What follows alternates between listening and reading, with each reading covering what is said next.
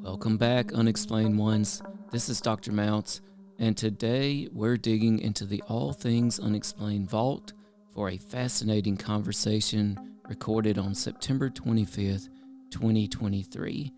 Our guest, Cody Sharpe, from the Sharpe side of Paranormal.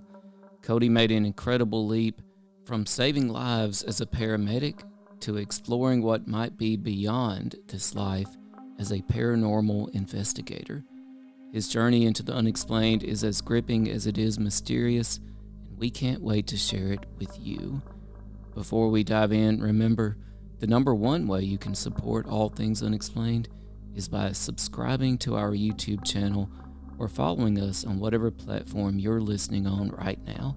And hey, those 5-star ratings and reviews, they keep us going, and we love reading every single one.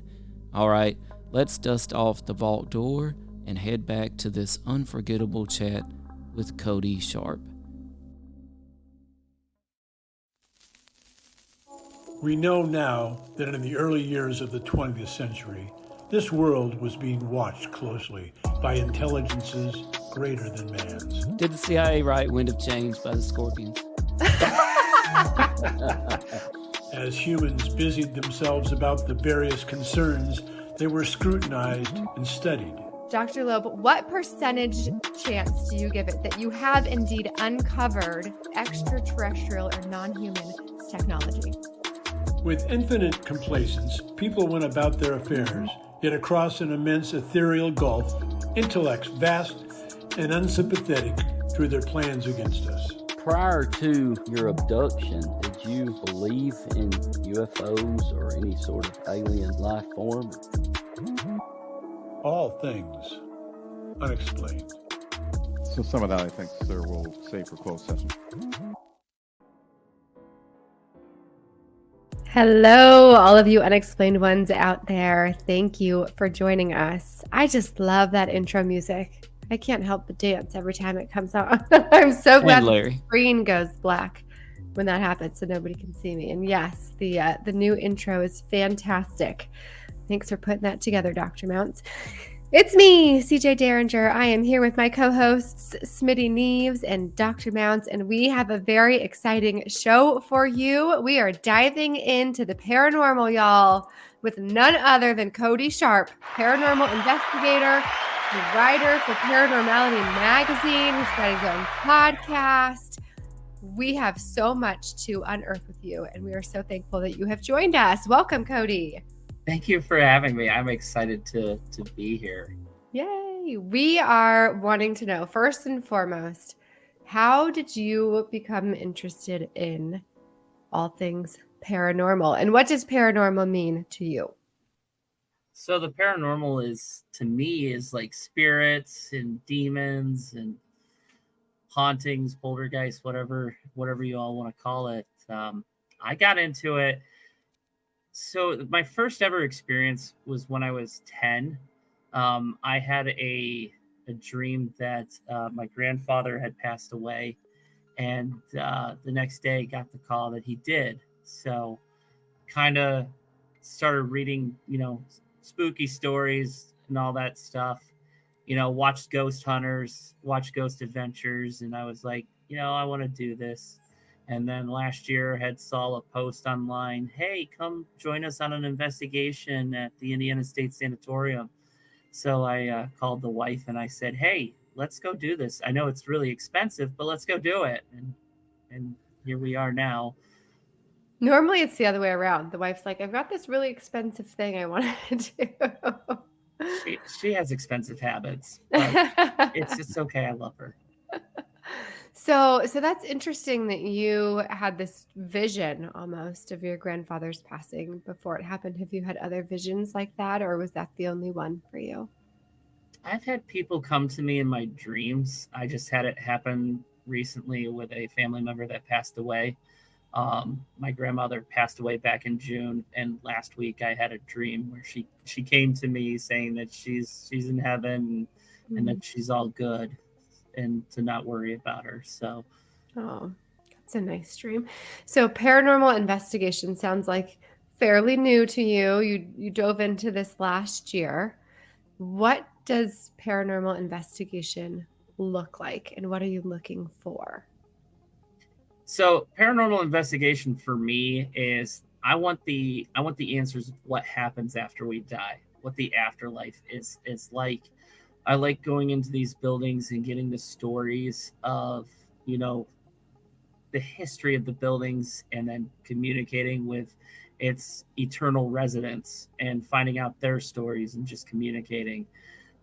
You get a lot of people that just do this for the thrill. I do it for the communication. Like, as humans, we want interaction with people, and I don't think when we die we lose that. Yes, that's wonderful. Smitty and Tim, have you guys ever been in a building that you felt like you were having some sort of interaction with the paranormal or people who had passed before us? Yeah, I might have a few times, but we used to have a house that was haunted on here down the road from us, and it was pretty creepy when you go in there. Except the people still inhabited the house, but they believed a ghost of a Native American was living in the house, and it was pretty. It gave you kind of an eerie feeling, put it that way, to be in there, and because they had legitimate story after story after story of things that had taken place in that house, and so it was eerie. Well, I know for me, the creepiest place that I've ever been to that I got the distinct feeling that there are other souls around me was in Shiloh, Tennessee, where Smitty can tell you one of the bloodiest battles of the Civil War took place.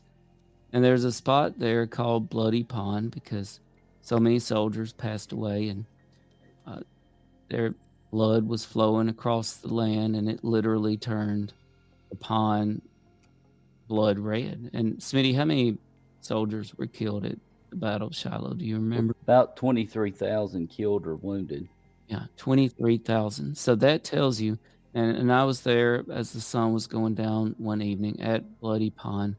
And you got to think 23,000 souls lost their lives there, and every one of them in a horrific and gruesome way for the most part. And everywhere you're stepping there, somebody passed away. And I don't think there's many places on earth that you can really be somewhere with that much energy. And I can tell you for a fact that I felt like there were souls around me, and it was quite a haunting experience. Yeah, Grant said at the peach orchard there, you could. I mean, that's a big field. You could go across the field, and if you wanted to, step on dead bodies, and your foot would never touch the ground. So many people were killed there. Awful. That's tragic. So we had done a show. We had done a show on ghost stories, essentially. Gosh, last year maybe, I think. And afterwards, so many people started coming to me with their ghost stories. And one that really stuck with me was a friend of mine who lives here. And she told me that her grandfather had passed away in the home that he lived in with her grandmother. And the following year, she went to visit her grandmother, and she brought her newborn baby with her. And they were in the house, and she put the newborn baby to sleep in the room where the grandfather had passed away. And later that night, she was in bed in a different room, had the baby monitor on, what have you, and all of a sudden she was freezing cold. Just, it felt like the entire temperature of the house had dropped 30 degrees, 40 degrees. And she sat up and she looked at the baby monitor, and on the baby monitor there was an orb flying above, hovering above the baby's bassinet, or pack and play, or whatever it was in. So she got up and ran to the room, couldn't actually see anything in the room, and went back to her bed, couldn't sleep at all. The next day, didn't want to tell grandma about it, didn't want to upset her, but told her siblings about it. And in the middle of the day, she put her daughter down for a nap, and all of a sudden they were all sitting in the family room, and the temperature dropped in the entire house, and they all looked at each other, and they ran over to the baby monitor, and that orb was again hovering above the bassinet. And again, they went in there, couldn't actually see it, but they could see it on the actual camera. What do you make of that in terms of investigations that you have done? Are you seeing things picked up on technology that we can't see with the naked eye? Yes, I've caught some questionable things on camera, whether is it an orb or a disembodied voice. It's phenomenal. I think we're in the golden age of the paranormal investigations because we have all this fancy technology that we can actually use to do paranormal investigations. Like the iPhone, what I carry, it has a 4K camera, and it's everybody's got a camera in their pocket now. So I think we see a lot more evidence. But obviously, in my opinion, that orb was the grandfather just watching over the great grandchild, and that's sweet and scary at the same time. So yeah, it's almost like the grandfather was coming to meet its grandchild for the first time.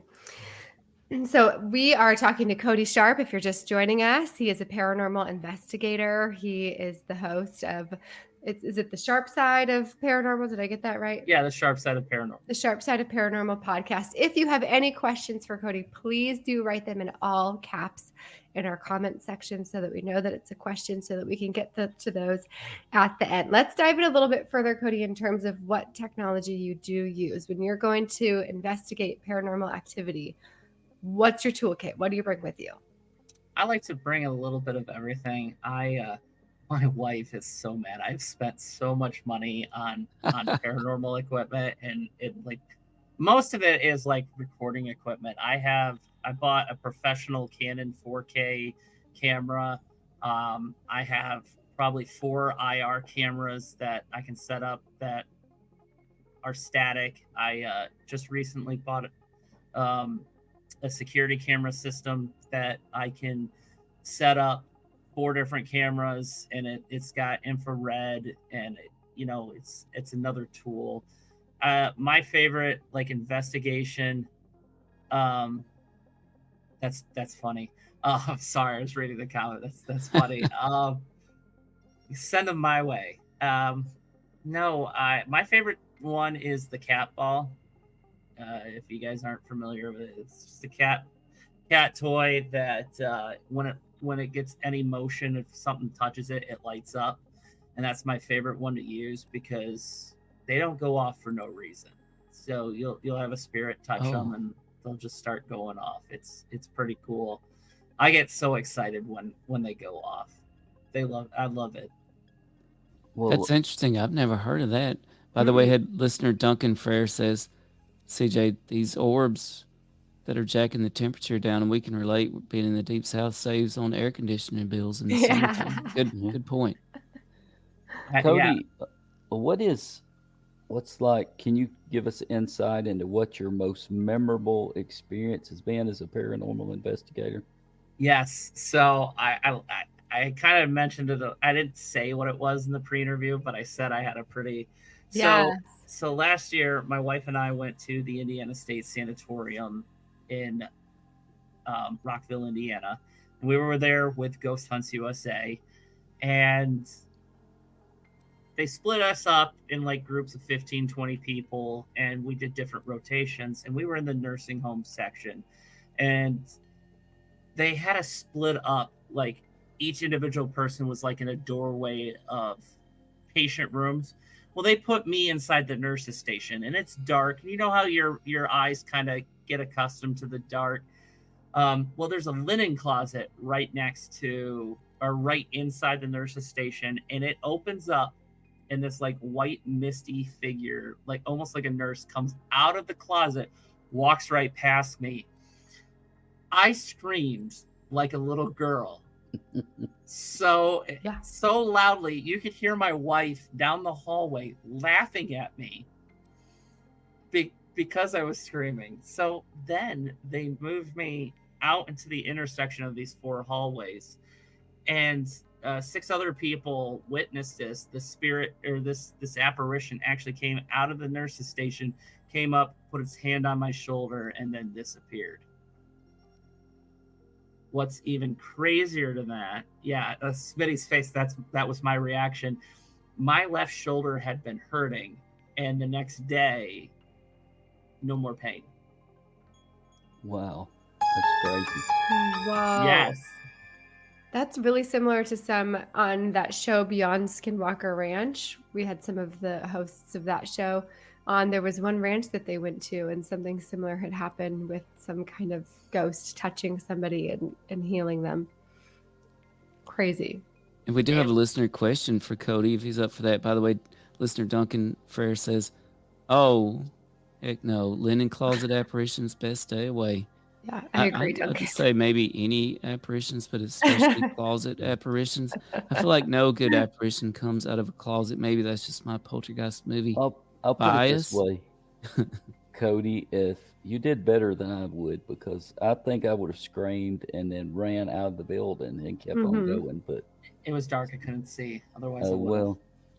So you tried but failed. No, get the ruin. Yes, Angel, I am very excited to investigate with you guys in 2 weeks. Thank you for watching, buddy. I appreciate it. So, listener Angel, am I saying that right? Angel or Angel? Angel Morales says, "Is Cody?" We're speaking of Cody Sharpe of the Sharp Side of Paranormal and writer for Paranormality magazine. Angel says, "Is he excited to investigate with my fiance and myself at the Monroe House in 2 weeks?" Cody, I feel like you should tell us a little bit about this.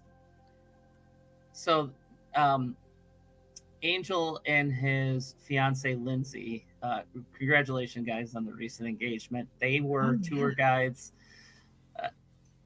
Yes, Mike. I met them. I interviewed them. They were tour guides for Crescent, and their story is just the sweetest story. So they met at Crescent. Their first date was at Crescent, and their first kiss was at Crescent Sanatorium and Prison. So, yeah. And next year they're getting married. That you left off the sanatorium and prison until the end. Yes. Yeah. Yes. This was after it closed. Let's just say.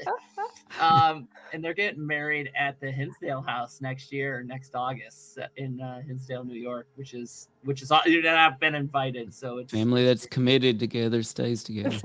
They just went crazy for each other.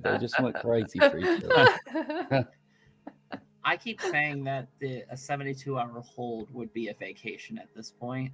Oh, I hear ya. But going back to my ISS story, there is a you wouldn't have to cook. There's a second part to that. Okay. So that happened July of last year. I was back there in April of this year, and we were doing a Estes session out in front of the nurses station. And one of the guys that was with us, he did not know my previous story. And in the middle of it, he said, "Cody, I don't want you to freak out, but I just saw like a white figure behind you in the nurses station."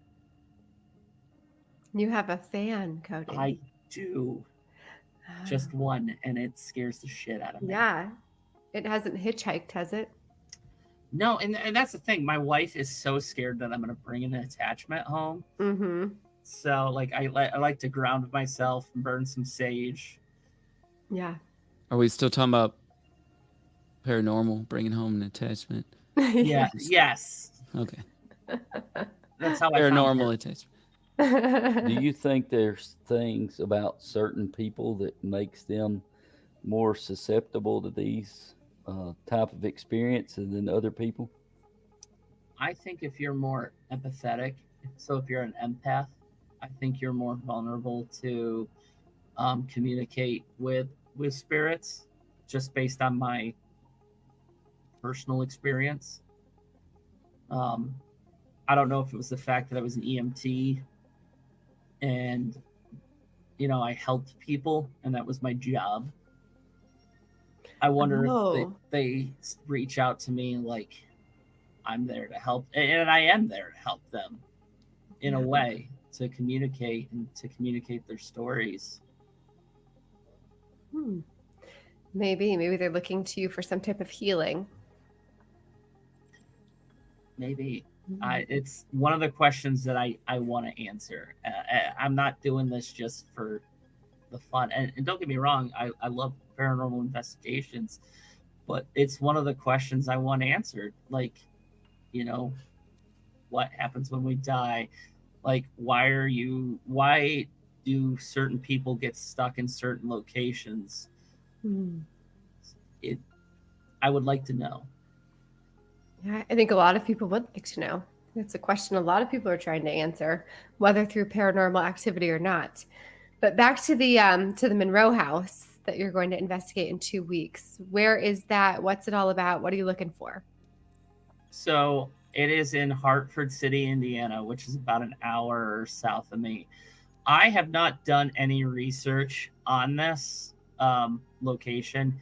I wanted to try something new and go into a location like blind. I've heard some stuff about Monroe House, but I haven't done like in-depth research. So like I said, I want to try going in blind and seeing if what I'm picking up and what I'm getting correlates to what other people have said and what is claimed to be there. And that's kind of what I did at Indiana State Sanatorium the first time. I went in blind, not knowing anything. And even though like Destination Fear and Now Project Fear had gone there and there was a documentary, I didn't watch any of that until after I went. And a lot of the experiences that they had are the same experiences I had and in the same areas too. So that it's always nice to get corroborating evidence from different teams when you go to these locations, because it signifies that you're not crazy as you think you are. I mean, you're obviously crazy for going into these locations, but it's always nice to know that what I'm feeling and what evidence I gather is not just an abnormality. It's what everyone else is getting. Is there anything that you think that would scare you out of this? Like that if you came across it in your investigations, you would be like, you know what? I'm out. I can't do this anymore. Demonic. I haven't dealt with a demonic possession or a demonic haunting. And I don't know if it would totally get me out of the paranormal, but it would definitely make me think twice. Because I do residential cases, and I had one that wasn't demonic, but it was a pretty dark one, and I had to call in some help from a team out of actually Maryland, and I live in Indiana. So Above and Below Paranormal, which I'm now a member of, they've graciously invited me to join. They were lucky to help me and were able to help the family out with. They had a pretty malicious spirit that was in their house, and we were able to take care of that. Oh, can you tell us more about that? Yeah. So I had gotten tagged on a Facebook post. So this family here in Fort Wayne, they're like, hey, we need somebody that does the paranormal. And one of the guys that I was on the fire department with had tagged me, and the dad reached out, and we had a conversation, and I went over there, and while I'm there were doors slamming and stuff moving, and like there was nobody there. Like, okay, that's pretty crazy. And it went downhill really quickly. The dad and one of the children both are mediums, and they have the ability to communicate with these spirits and stuff. But the spirits were the dad was channeling the spirit, so like it was almost borderline possession. It would take over his body, and there was a different voice coming out of the dad than what his actual voice was. It was pretty crazy, and we ended up cleansing it. It took multiple times of cleansing the house and eventually banishing the spirits. And yeah, it was not a pretty thing. Now, what did that involve, Cody, cleansing the house? And are we talking religious artifacts or scientific instruments, or a combination of both? Sage, we did a sage cleansing of the house, and then holy water on all the doors and windows. So it was more of a religious aspect. And that's the problem with, people in the religious community kind of frown upon people in the paranormal community, even though we're in a way part of the religious community, in a weird way, because a lot of these evil spirits, you're going to have to use religion to get rid of. Right. That makes sense. And Cody, I think this is actually the perfect time that, let's say we have an individual or a family that is experiencing paranormal activity in their house and they're not sure how to handle it. What advice have you got for people that are going through something like this? I would reach out to a paranormal team. Don't try to handle it yourself. And I'm no expert in this. I'm nowhere near an expert. And anybody that claims they're an expert in the paranormal community really isn't an expert. I mean, it's a newer science. And we still have a lot to learn. I mean, there are seasoned people in the paranormal community, but that doesn't make you an expert. I would reach out to a paranormal team, have them come in, see how they handle stuff, and just talk with them to figure out a plan of action. Usually it takes multiple visits to get a handle on it. It's not hey, we're here, type of Ghostbusters thing, come with the siren, and we take care of your space. It's not a one and done thing. It's multiple. You got to figure out what kind of spirits you're dealing with. You got to figure out like any history with the house, because if there's bodies buried underneath the house or on the property, that's going to change up how you got to do different types of ceremonies. And what's great about the team that I'm on, Above and Below, we actually have a Native American shaman, so there's many different tools that we have available. Let me ask all of you, because I've had so many friends sage their home. Like if they buy a new home, they might sage their home, or if they've experienced some sort of unwanted event in their home, they'll sage their home. What's the idea behind sage? Why do we think that sage works? I don't know if anybody can answer that. It is a Native American practice. So technically, it is a closed practice from Native Americans, but and many other religions actually use sage as a cleansing. It is believed to cause the spirits it cleanses the air and gets rid of negative energy. Okay. Well, I want to know something, because this is the first I've ever heard of this, saging a home. But you have really? heard of this, CJ? Oh, yes. Yeah. And what does it entail? What does saging a home literally entail? grab sage and light it on fire till it's smoking, and then you walk through the house and put the sage smoke through the house. I know good and well. The first time I saw it, a friend of mine had bought a house in Arizona when I was living there, and her mom was like, I walked in, her mom was like saging the house. Like, what in the world is happening in here? And there's a certain way to do it. On some kind of movie. It's been on lots of different paranormal movies. But you gotta, not to give a bunch of the tools of the trade, but and I don't charge for residential cases, and honestly, if there are teams out there that charge for it, that's ridiculous. We're here to help people, not take advantage of their situation. But that's just me. But as far as saging, like, you got to have your windows open, and you got to do it in a certain order of which room and which direction, and you got to start in a certain area and work your way around the house. It's a whole ceremony. We need the sage guidebook for the future. What was that, Cody? Don't be looking like that. Did you guys hear that? I heard something. I did hear something. It's probably one of my. I hope it's one of my cats. And we do have some listener advice from Angel Morales.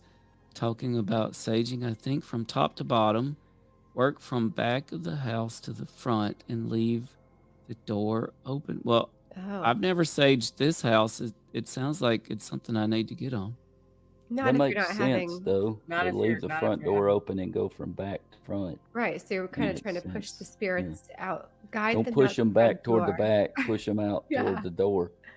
So that makes sense. I For did those of you who are listening and are fans, you might not be aware that Cody has his own podcast. It's called The Sharp Side of the Paranormal. Can you tell us a little bit about your show? What kind of guests you have on? The themes, those types of things. We want our fans to be a fan of yours also. I love that. No, so the Sharp Side of Paranormal, as far as the podcast goes, that is just my interviews that I do for the magazine. So when I sit down with somebody, Angel is actually one of them. He was part of the Crescent interview that I did, but it's just my interviews. So that's all it is, and that's all and I don't discriminate of like, there's the story of Ghost Hunts USA that they were taking advantage of people when they closed down. And I interviewed a woman named Courtney.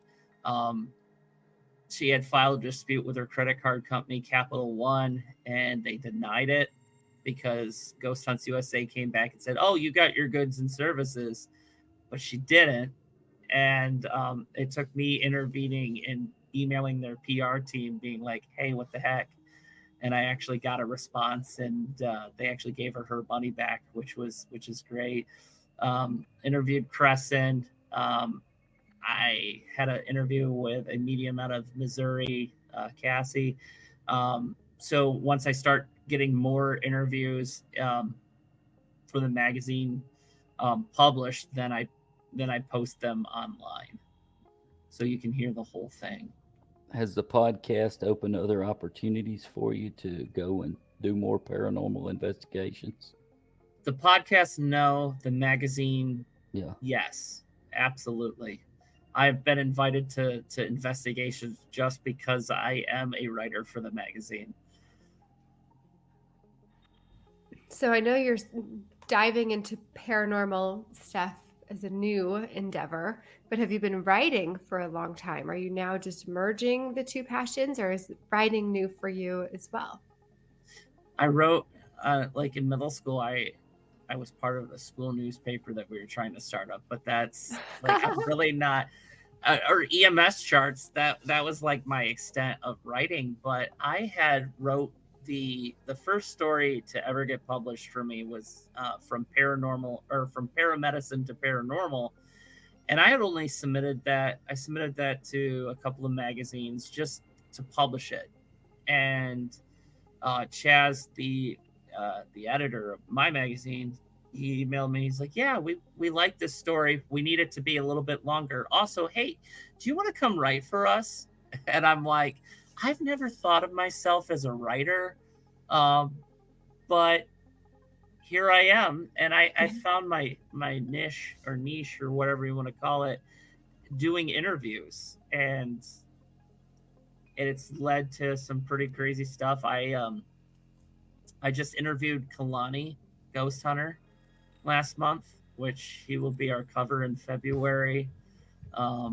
Ghost Club Paranormal, Jade and Mandy, they're pretty big on YouTube as well. They're going to be our cover story in January, so I've got 3 covers in like a 4-month span. Oh, that's exciting. Yeah, my first cover is going to be our November edition with the Bell Mansion, and I wrote an article on women breaking down gender roles in the paranormal community. Hands up, CJ. Oh, here I am. Though I would not step foot into a room that was haunted, so I'm just going to throw that out there. but you see it, a lot of these big TV shows, it's very male-dominated field.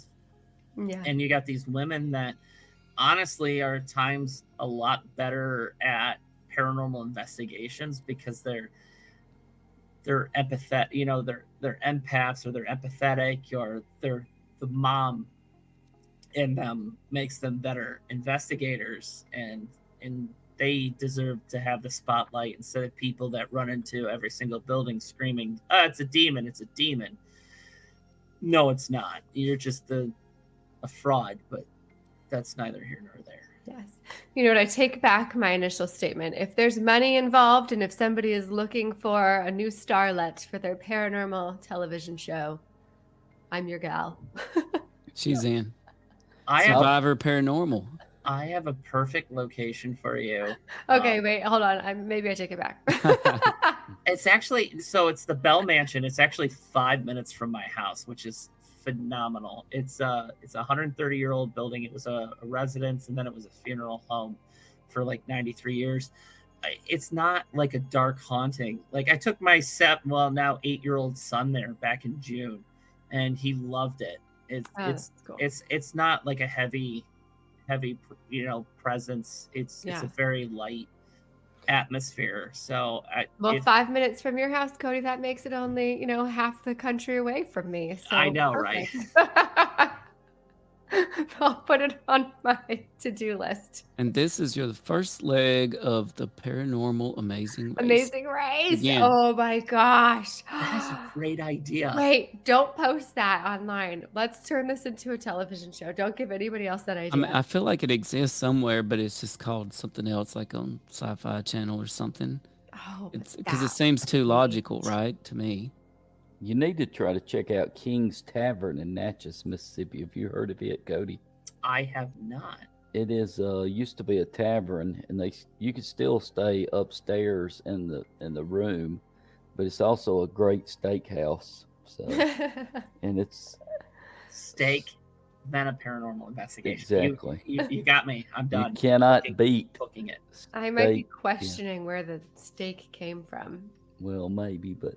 It's a really good place, they say, to see paranormal activity, and it has an excellent steak. I've never seen paranormal activity there, but I've eaten the steak and it's fantastic. He has spooky steak.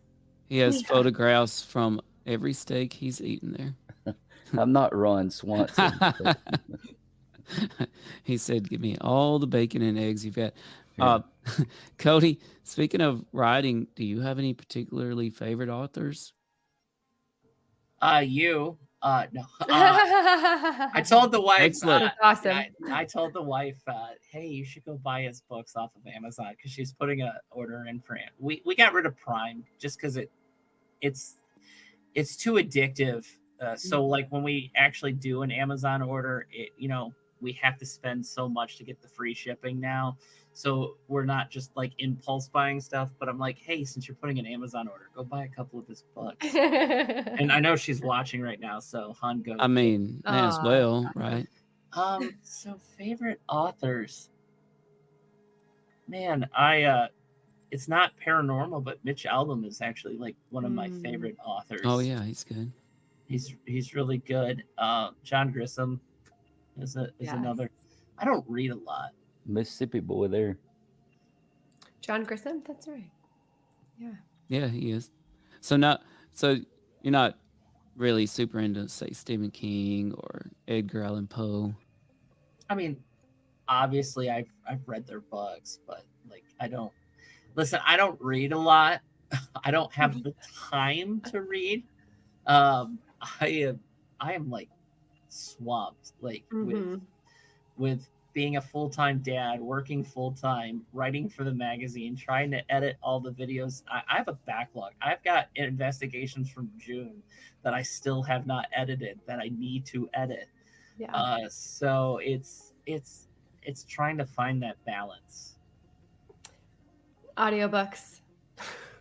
I've fallen in love with audiobooks because that's a fair point. And like I said, the laundry and put the dishes away and drive with my kids in the car and listen to it on audio. Speaking of that, if you visit audibletrial.com/Bigfoot UFO, you can get a free trial of Audible and just check out some new books.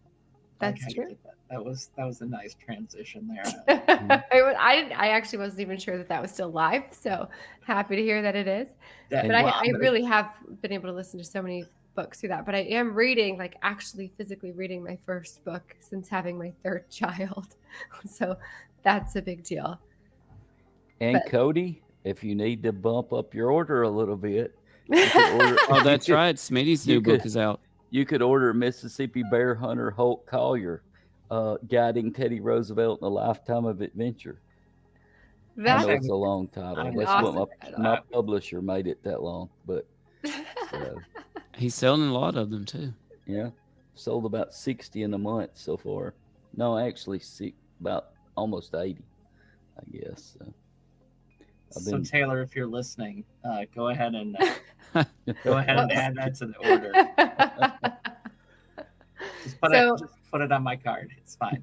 So it sounds like Taylor joined you at your first paranormal investigation experience. Is she still on board, or is she like, okay, I'm gonna leave this one to you?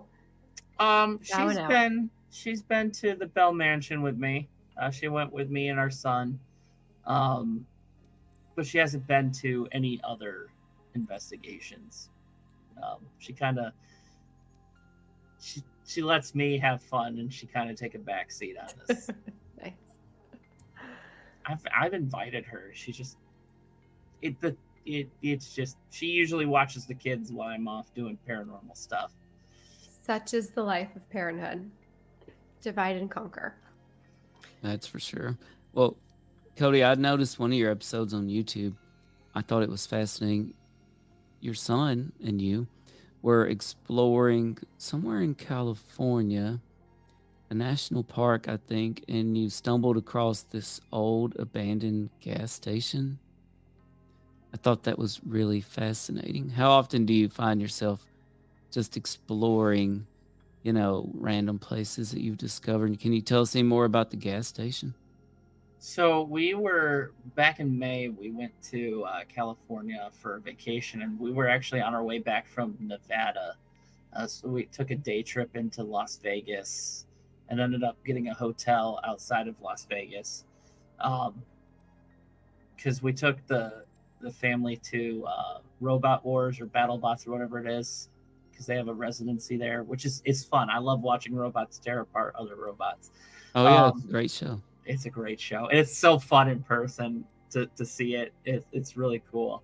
But yeah, we saw these abandoned gas stations. I was like, you know what? I've got my camera with me, my one camera, and I was like, you know what, Emmit, let's go explore this. And it was just this abandoned gas station, and behind it there was like a triplex, abandoned house too that we just walked through. And he's just my little exploring buddy. He's just fascinated by it.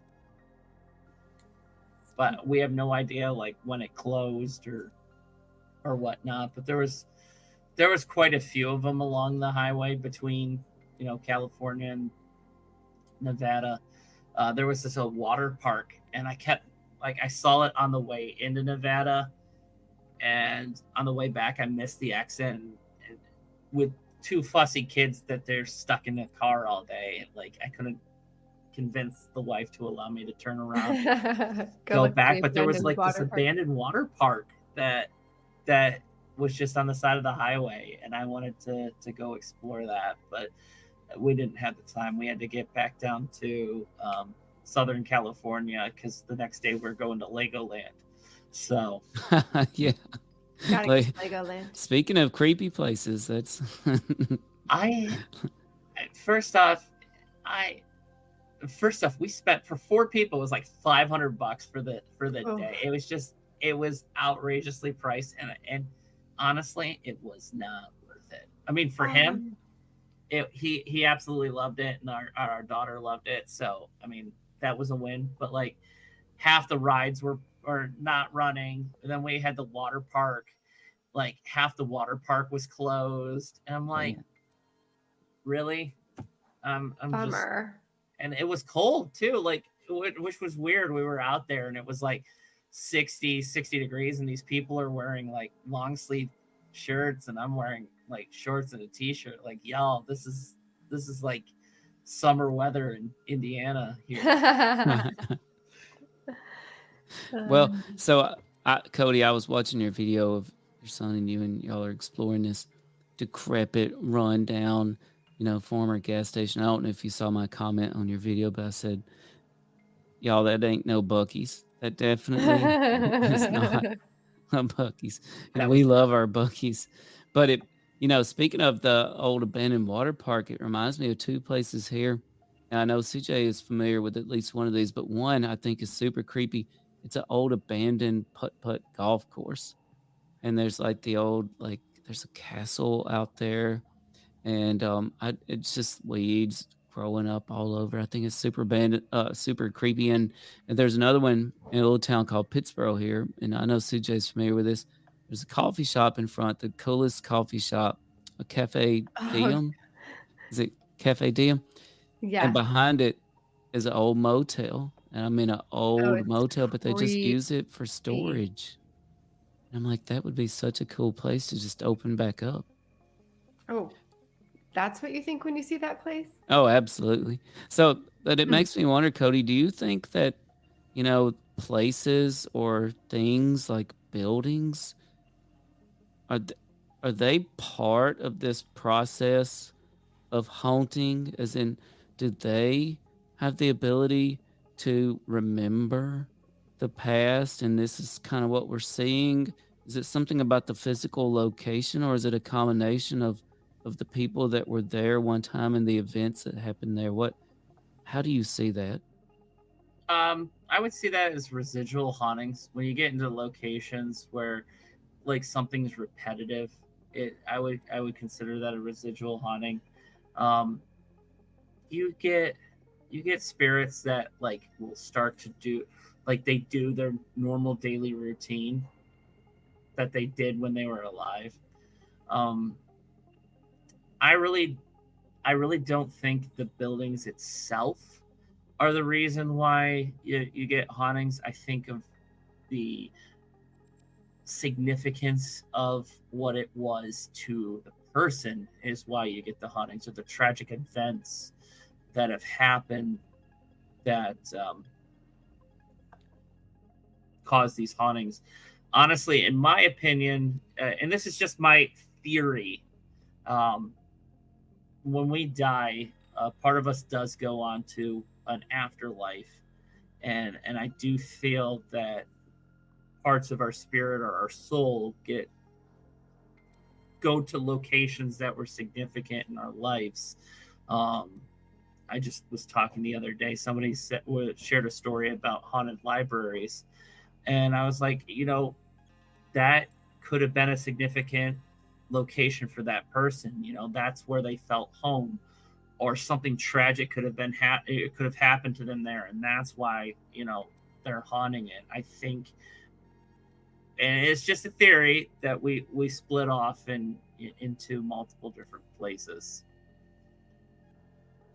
Yeah, I like that theory. And sorry, Smitty, Cody, that made me think of another famous location that, if anywhere could be haunted, you would think this might be one. And it just recently was the site of another very tragic incident, and that's the Titanic, right? And of course, we know it was this year that another craft attempted to go down and see the Titanic and tragically imploded, right? Well, so, how do you are you ever worried on any of these investigations, or do you have any safety precautions that you yourself take? So I carry a protection stone in my pocket. You can get protection stones at any metaphysical shop, but I carry, like I said, a protection stone, and then usually when I'm done, I will go outside and ground myself. I will literally take my shoes off and go bare feet into the grass and allow Mother Earth to absorb any negative energy and just push anything negative that tries to attach to me away from me, and allow the earth to absorb that. Sounds Is that crazy. something that you're taught, like when you started getting into paranormal? Are these tips that people had given you about how to approach paranormal activity and handle it? Yes. My friend Brandon, who's the founder of Above and Below, has taught me some of this stuff, just as a precaution as I'm doing these residential cases. I went to this residential case by myself, and he's like, you probably shouldn't do that. And we had a very long conversation of, how to protect myself and how to prevent, me bringing home someone else. Like, I've already got one demon in this house. I don't need and my wife is probably listening, and she's the prettiest demon I've ever met, so it's okay. That ought to get you out of some trouble. So I would love to follow up on this, Cody, and then we have a tremendous listener question for you. To tie it in and piggyback off the safety considerations, are there any ethical considerations that you utilize when dealing with these sensitive or haunted locations? As far as what, ethically? Well, I suppose maybe just in how you treat the site and how you deal with the people that these sorts of incidents are affecting.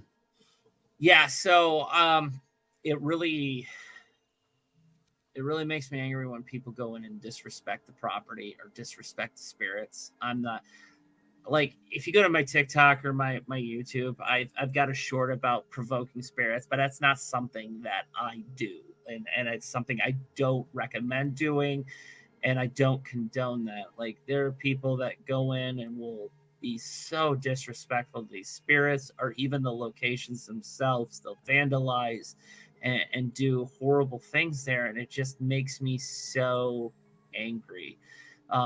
There are, like, I'll use this as an example. I understand it's a business, but like Eloise Asylum in Michigan, just outside of Detroit, they've got an escape room. And this place was an asylum where people died there because they were put up because they were different. I mean, our Pennhurst had their Paracon earlier this year, and they had a photo booth of people within straitjackets. Like, that stuff makes me so angry. So yes, ethically, I think that's wrong. Morally, I think that's wrong, and I think that sends, a really bad. It gives the public a bad impression of the paranormal community. That is not what we are. That is not what we condone, and the fact that people are doing it is just ridiculous. Point well taken, Cody. And we do have, I think this is a tremendous listener question here. This comes from listener Duncan Frere. Why the malevolence, such as at Skinwalker Ranch? And of course, we've had Eric Bard and Thomas Winterton from The Secret of Skinwalker Ranch on with us, as well as the guys from Beyond Skinwalker Ranch, Paul Bebon and Andrew Bustamante. If a being is able to travel interdimensionally or come from other star systems or galaxies, why instill animal terror in innocent folks? And I think that's a great question. And I'll let you chime in on that, Cody, and we could probably add a little bit to that as well. See, that is a tough one. Like, maybe where they're from, that's how they, like, if something is traveling interdimensionally or coming from a different, like, maybe where they're from, that's the norm. And it's completely different than what we do here in this dimension or on Earth. Like, who knows? I mean, there are so many unanswered questions when it comes to Skinwalker Ranch. I do the paranormal, but like Skinwalkers like freak me out. So and it's really not my wheelhouse, unfortunately. Like, our aliens or Bigfoot. I'm definitely not, again, that's not my wheelhouse, but like, I don't know. I don't know why instill animal terror in innocent folks. It's just, maybe that's how their society or how the norm is where they're from. That's just my theory.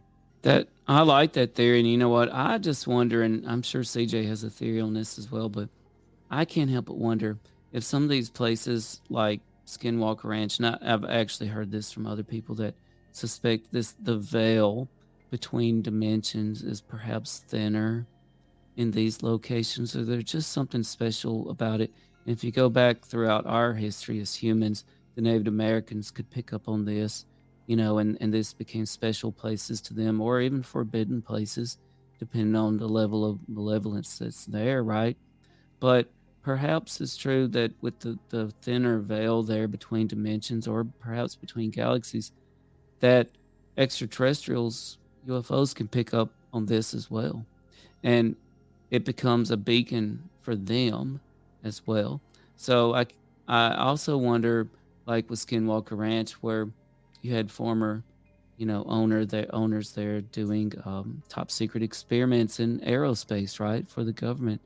Hey, if you think about it, what better place to test top secret military technology than somewhere that's going to scare the crap out of people and nobody wants to go?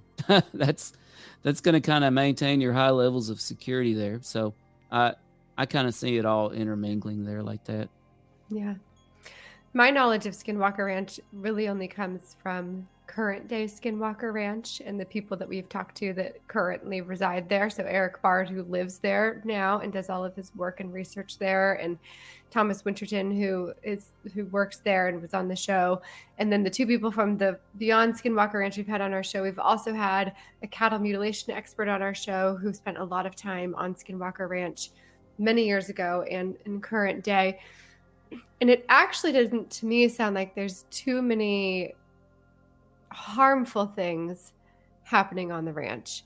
A lot of what's happening is unknown. It's stuff that people can't explain in terms of seeing orbs and potentially seeing, interdimensional things, UFOs. I know that there was animal mutilations taking place, but we've delved into that.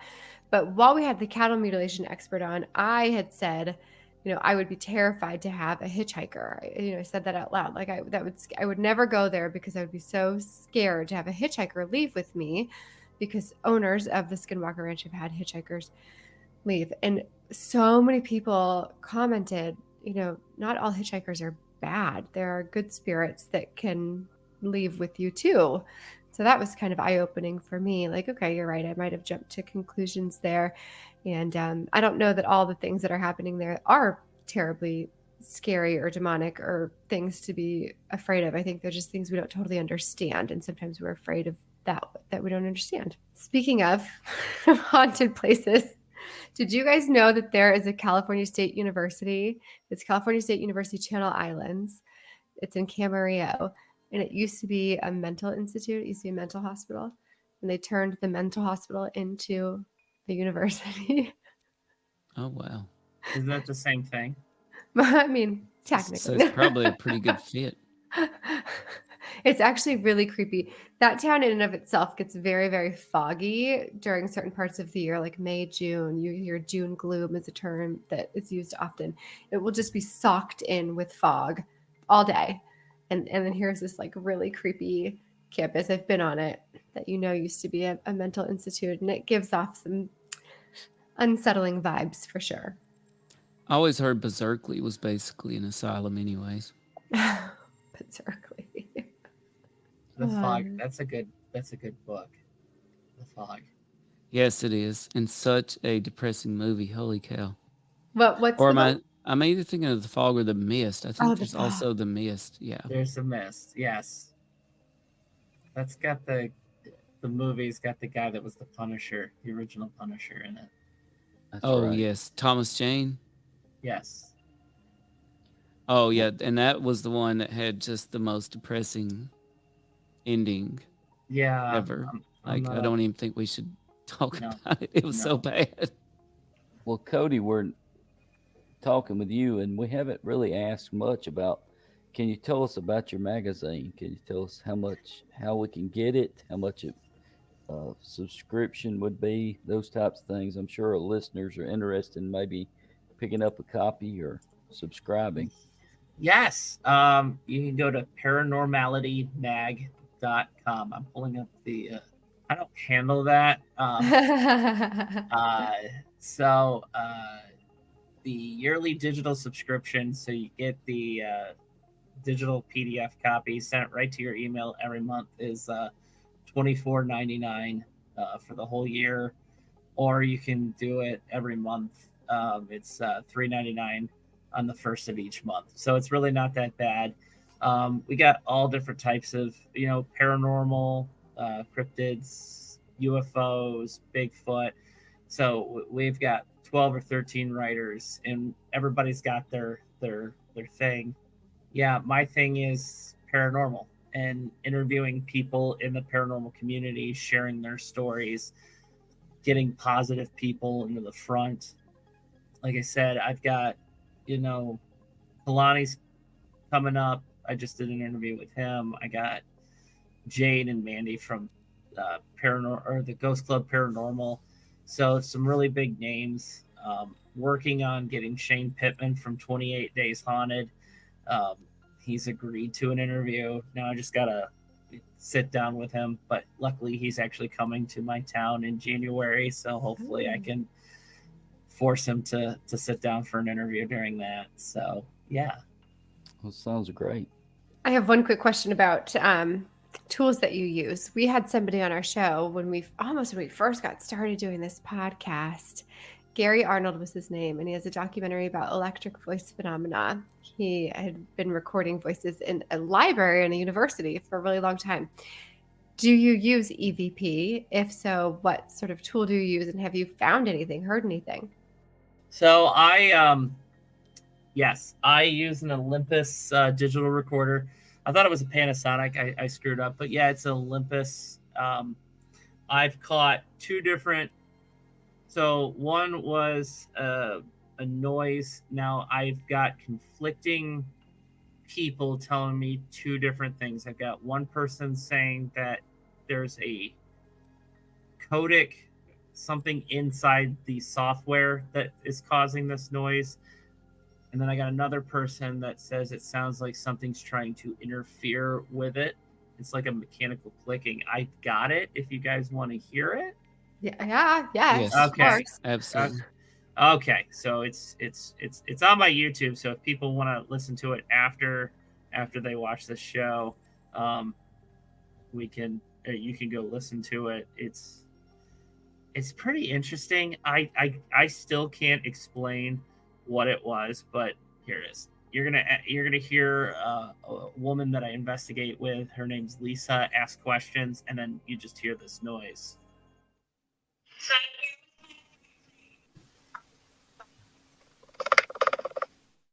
That clicking noise.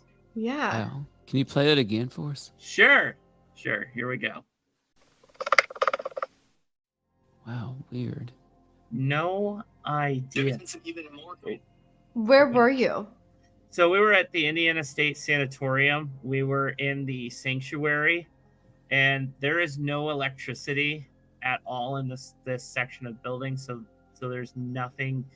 So there were two or three other digital recorders and four. Oh my gosh, my cat jumped up and scared me.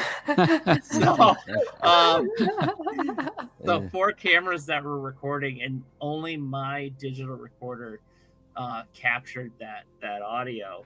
So like it's kind of hard to explain like what that is. Like I said, it could be the recorder itself, something with it that caused it, or it could be something trying to interfere.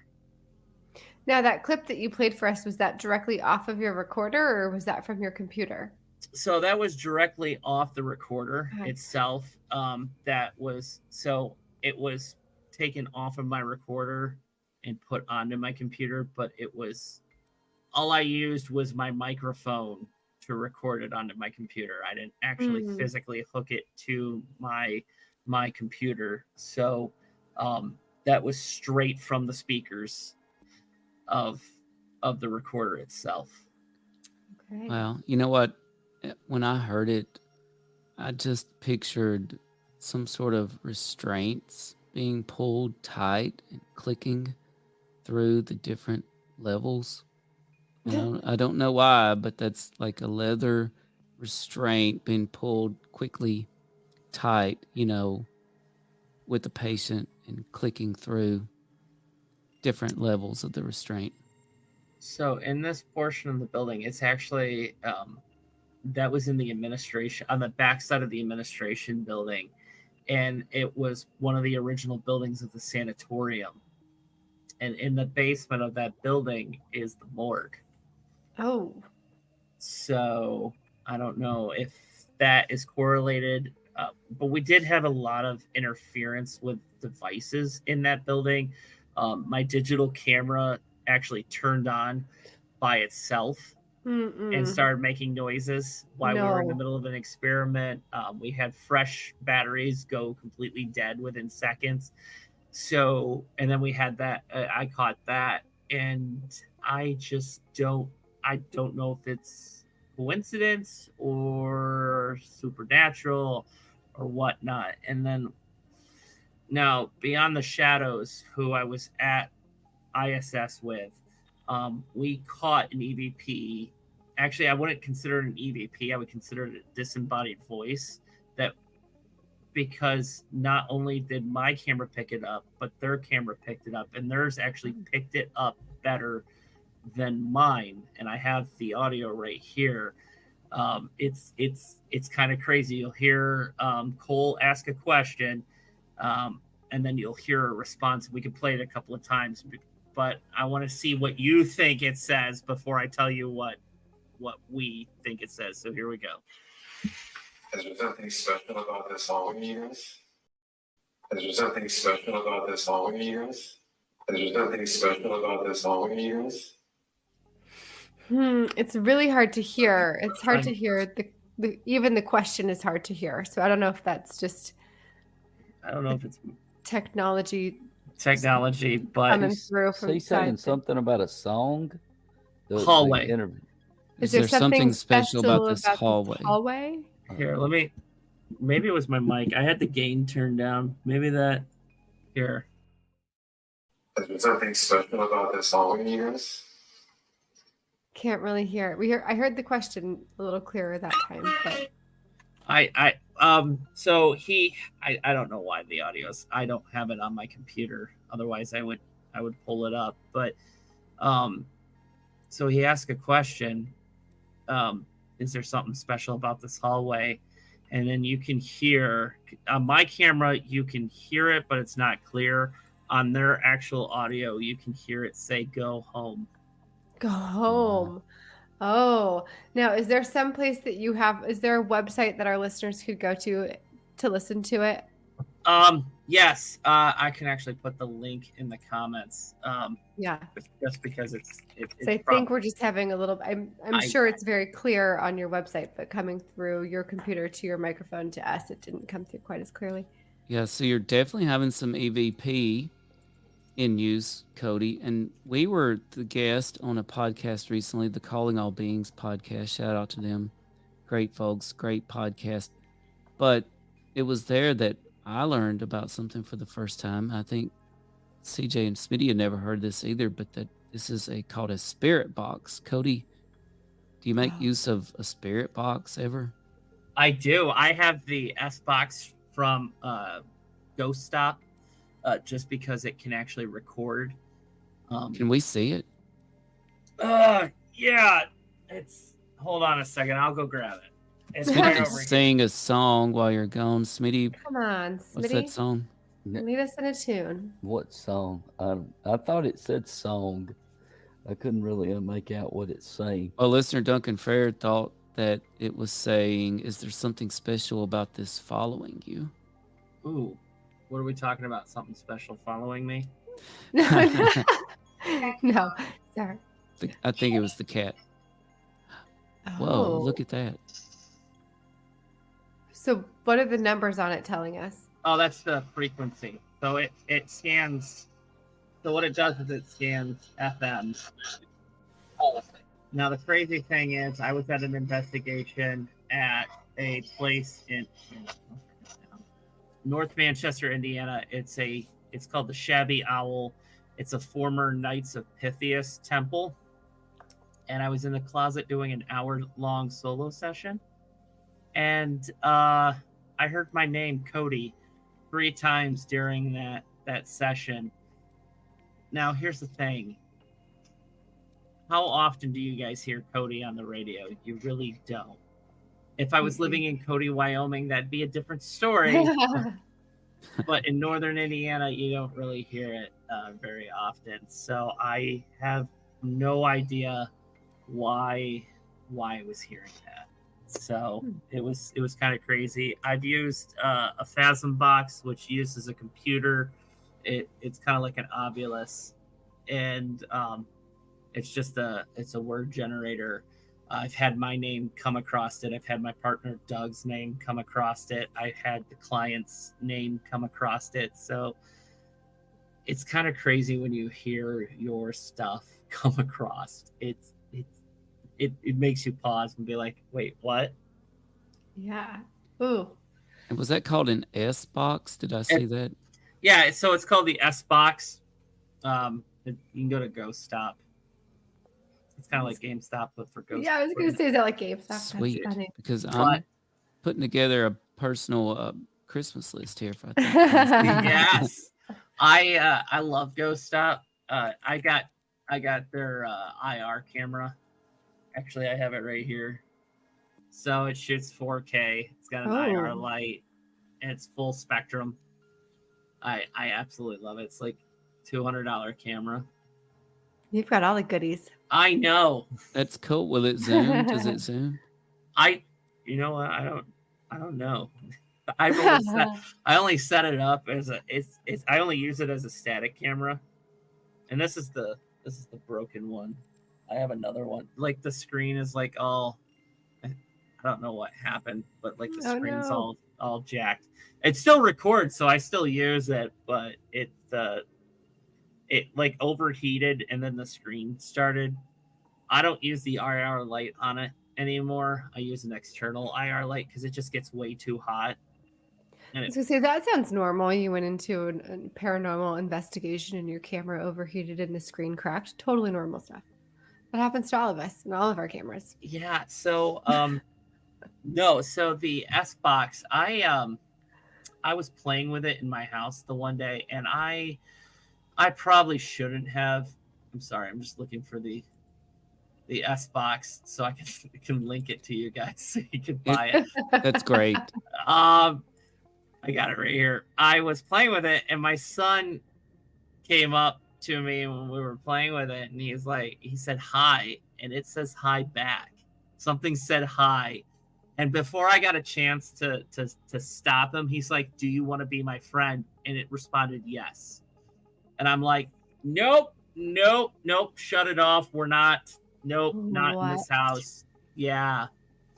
I think my house is haunted, but I don't think it's like anything bad. Like last night, I was standing between my living room and my kitchen, and I was facing into the kitchen, and one of my daughter's toys, she had like this toy egg, it was sitting on our coffee table, just fell to the ground. It wasn't the cat's, because one was in the window, the other one was sitting on the couch, and the other one was in the kitchen. There was nothing near this thing, and it just came. And then I put it back up on the coffee table. And then in the morning, my wife said it was back on the ground. I don't know if the cats had knocked it down or what, but like, and I've had cat balls go off in my basement. I'll have them sitting like on my desk sometimes and just go off. And I'm like, no. Wow. I tell you what, I would not recommend getting a My Buddy doll in your house. I think I would avoid that. And two, every time you say S box, I can't help but think of that podcast called S Town, which was a pretty good, pretty good podcast. I think that took place in rural Alabama, and I know that area because every time I drive back home, I get real close to the S Town area. And then 3, Cody, I got to ask now. You mentioned your cats. In your opinion, are animals or any kind of animals more attuned to the paranormal than humans, or any animals more attuned than other kinds, like cats? I think cats and dogs can tell if there's a spirit. Absolutely. I think they're more into, like, we're supposed to be the smarter thing on the food chain, but honestly, I think we're pretty dumb when it comes to stuff like this. No, I think they're more in tune with nature just because they are animals. I mean, we're animals too, but you get what I'm saying. I just think they can actually sense that stuff. We're far too distracted as humans yes. to sense anything. I mean, like, this thing distracts me all the time. So. Mm-hmm. Well, Tim, this is a different sort of subject to have hot takes about, but do you have any hot takes for Cody? Yeah, I would love to get your hot take, Cody, just on a few things if you're up for that. Yeah, absolutely. And then we'll segue into CJ and kind of closing out for the night. I'm dying to know your hot take on what do you think about paranormal movies such as Poltergeist, The Exorcist, The Shining, Ghostbusters, Beetlejuice. Do any of them stand out for you? Any of your favorites? Anything in there you're like, oh wow, that's pretty good?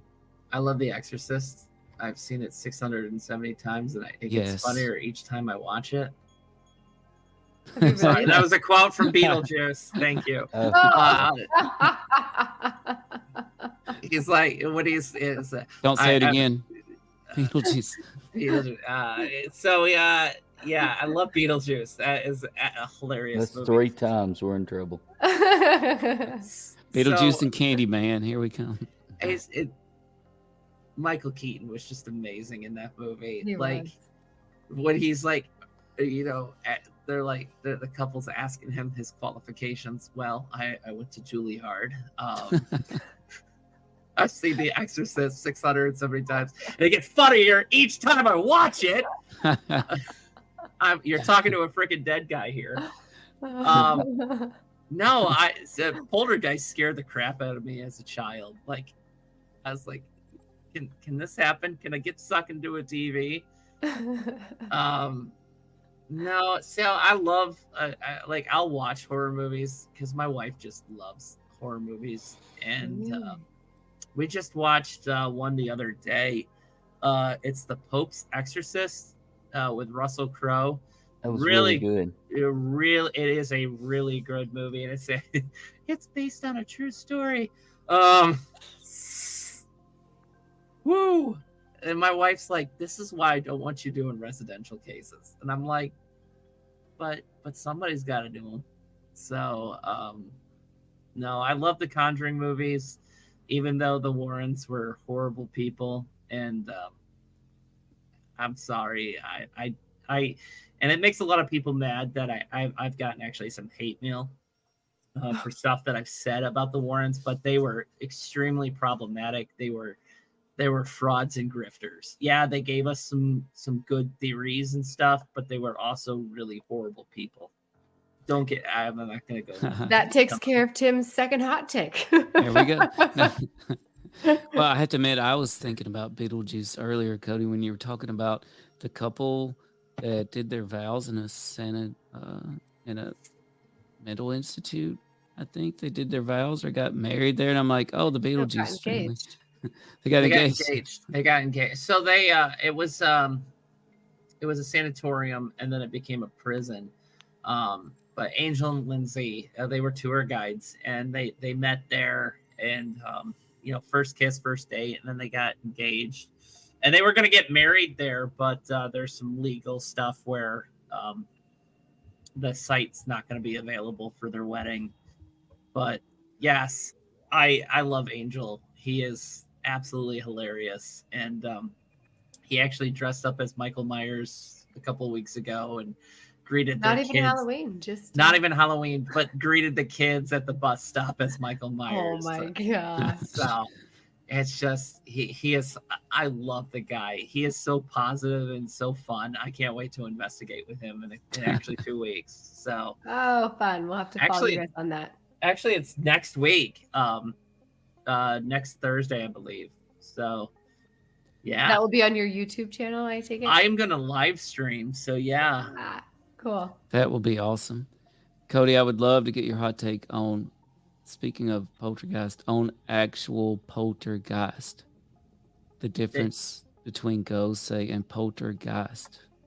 So, poltergeist is going to be your spirit that moves things around and is more active, in my opinion. And obviously, people have different opinions on stuff. But a poltergeist is going to be the type of spirit that it's going to be more of an intelligent haunting, because they're going to move stuff around, and they're going to be the ones that tend to mess with you and get physical with you, as opposed to something that's, a regular spirit. Just your garden variety is not going to push you down and stuff. But you get into a poltergeist, they're gonna be more angry. Right. And is that something that you personally would have to call in for, say, backup on, or refer to someone else, or would you ever dare tackle that by yourself? I would not tackle that by myself. Luckily, I have cultivated relationships in the paranormal community with quite a few experts. But most of the time, I refer them to Above and Below Paranormal. If they're like on, Indiana, Ohio, Pennsylvania, that stuff. But if they're like out west, I really I've got a couple of teams in like Arizona or California that I can refer. But, most of the time I have to research, hey, who would I call for somebody in, Wisconsin? But I've got a team in Wisconsin that I can call, or, it's just cultivating these relationships. Right. And my last hot take, Cody, for you tonight, we've seen a lot lately how there are people in the ufology world that seem to connect UFOs, extraterrestrials, with demons, perhaps. And we see on shows like Skinwalker Ranch, there seems to be some sort of connection between anomalous behavior or anomalous events and UFO activity and paranormal activity. And we've had several guests on this show that have told us about links between cryptid or Bigfoot activity and paranormal activity. What's your hot take on the intersection here between all of these anomalous events, Bigfoots, cryptids, UFOs, the paranormal? See, I think I really can't speak as far as Bigfoot, because I'm not an expert on that, or anybody or anything that follows that. But as far as aliens and the paranormal, I think maybe the aliens actually pick up on the energy that spirits put out, and they pick up on it, and that's the intersection to it. I don't know. I would love to know. So if there's an alien out there, if you could send me an email or abduct me, that would be fantastic. Be careful what you wish for. Yes. Hey. My God. Hi, Blake. Wait, do you know Blake? No, I don't. I just said, okay. He said, hey, Cody, so I said, hey, back. You know what? If I get abducted, as long as I can get out of work tomorrow, that'd be great. Because I have to be to work at like 2 a.m. But no, see, I would get abducted and no one would believe me. They'd be like, Cody, see this room with all this pillows on the wall? Go spend some time in there. You're not wrong. I mean, so many people that have abduction stories definitely fight that battle of, do I even tell anybody, because I'll turn into the crazy person. But let me tell you, Cody, we have had people on this show that have been abducted by aliens. And it is very clear to me that those who are open to the universe and who invite the universe into their homes are more likely to get abducted. So don't be saying, come abduct me. See, yeah, be careful. And some of them get probed in not so nice ways. And that's what I was just gonna say. I'm gonna ask them, hey, what's up with anal probing? We haven't had anybody who's had that done yet. No, but there's been some other things. Yeah, there's been semen collections. I'll just leave it at that. And let's shout out to listener Blake Best, friend of the show. And look, what I have sitting here right beside me, I hope Blake is still watching. Blake Best, author of Razor's Edge. Blake Best, author of Whispers in the Woods. This is a good one. Blake Best, author of a particular favorite of mine, Fathom, a Loch Ness story. Blake Best, star of, and by the way, the best actor in this entire movie, He Comes to Kill. And Blake Best, Bad Dreams. Blake Best, that's a big shout out to you. Didn't know I had all that sitting here. Yeah, right and he's a fantastic composer. He makes great music. And he's a composer. Oh, yeah, that Blake Best, and also by Blake Best. Let me see. Here is Monsters in the Woods for us a little bit. That's Blake Best right there. Thanks for tuning in, Blake. He's awesome. Very talented guy. What's up, Blake? I had a joke about the Loch Ness book. It cost about $350. Cost about $350? I don't get it. It's a South Park reference. Oh. They had this episode, and the one character's dad. So Chef, his dad was like kept going on about Loch Ness needing $3.50, and then he's like, yeah, these Girl Scouts came to my house, and I asked them how much were the cookies, and the Girl Scout said $3.50, and he's like, oh, and then I realized it was the Loch Ness monster dressed as a girl. It was hilarious. It's hilarious. That's just my type of. Yeah, see, Blake knows what I'm talking about. I'll never forget the first time Blake was on with us, and Smitty was here at the same time. Blake was like, "Oh, hey, Smitty, you're kind of like the Loch Ness monster yourself. Nobody hardly ever sees you." I've tried to do better recently. The elusive Smitty. The elusive Smitty. We're all busy. We all get it. All right. Well, Cody, this has been so much fun. You've shared some really great stories with us and given us some more insight into paranormal investigation. For those of you that want to read more about what he does, you can go to paranormalitymag.com. That's where he writes. And you can also check out his live stream next Thursday on YouTube as he goes to investigate some more. And we thank everybody for joining us. Tim, Smitty, Cody, any last thoughts before we sign out of here?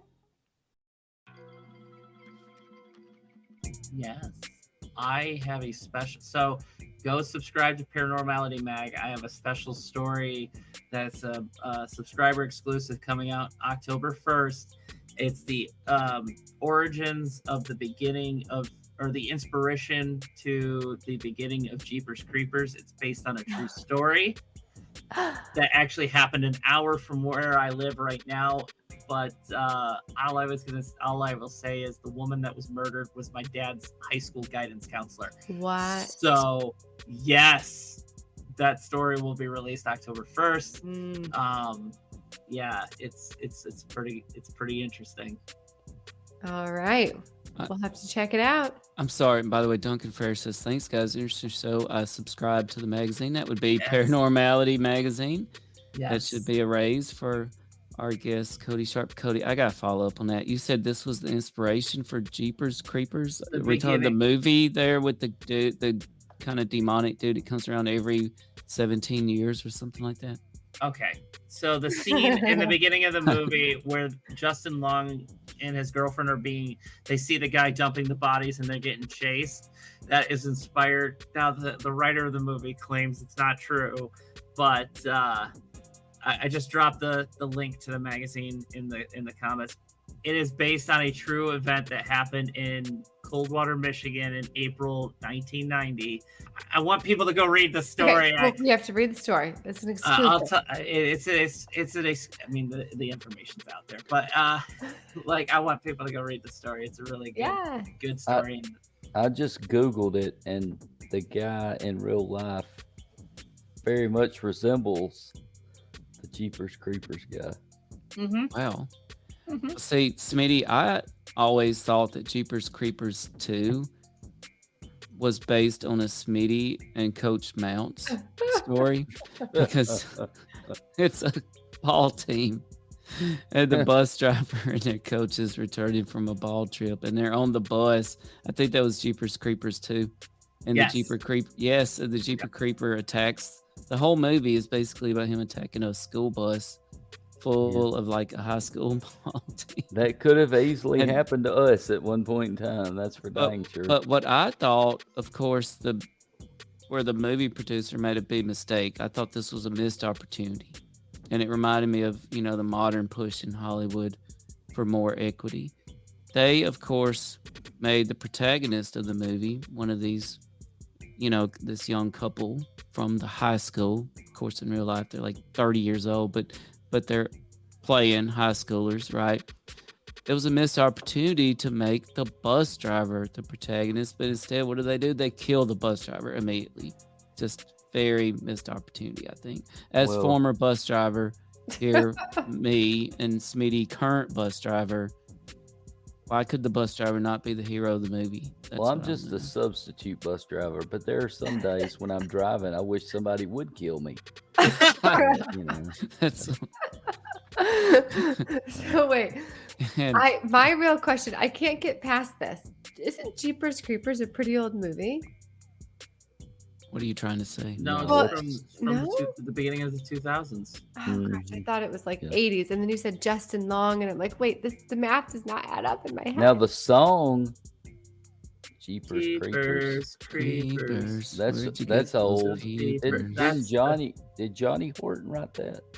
No, it's a guy from Savannah, Georgia wrote that. I can't remember who it is. I went to his grave one time when I was there. We've got somebody commenting here. Hello from Australia. That's awesome. Hello. Also, SEQ UFOW. There's got to be something to do with UFOs in there, right? Welcome to the show. What's the story with that one? Okay. Yeah, if you can tell us what's up with that. Harry Warren wrote the song Jeepers Creepers, and it was Johnny Mercer who was the lyricist. That's it. Johnny Mercer. I've been to his grave. Have you? I went to the Midnight of the Garden of Good and Evil tour in Savannah, Georgia. Oh. Very cool. Did you go through at midnight? No, I did not. I went through it during the day. It's a very, if you've never seen Midnight in the Garden of Good and Evil, it is an awesome movie. It's a great book, too. I've read the book twice. I have been to a graveyard that had a song written about visiting it at midnight. Oh. The graveyard of Hank Williams Sr. in Montgomery, Alabama. Midnight in Montgomery. Great Silver song. Eagle. I've seen and this is the Southeast Queensland UFO. This is awesome. And we do accept free Vegemite if you got any. You can make us a Vegemite sandwich. I want UFO stories from the land down under. Southeast Queensland. That's what I want. I want to hear those stories. The women glow and okay, we have gotten off track. Yeah, I was just gonna say we have gotten off track. So I'm gonna bring it back. That's my job here. Bring us all back. Okay, once again, Cody, we are so grateful to you for joining us. We thank you for sharing those stories with us. I'm not even going to give Tim and Smitty another chance to bring anything else up. It's time to roll. It's time to roll out. I appreciate it. So thank you for joining us. We hope that you will come back on again. I know you're going to have so many more stories to share in the future as you continue your paranormal investigations. And I'm going to throw it to Smitty to sign us out of here. Well, make sure to listen to Cody's podcast, subscribe to the magazine, and watch his YouTube channel. And All Things Unexplained listeners, be happy, be strange, and listen to All Things Unexplained. Have a good night. I'm going to get the last word and check out BigfootUFO.com. Thanks, BigfootUFO.com. Thanks. Like, share, follow, comment, subscribe, support. What's your hot take on Travis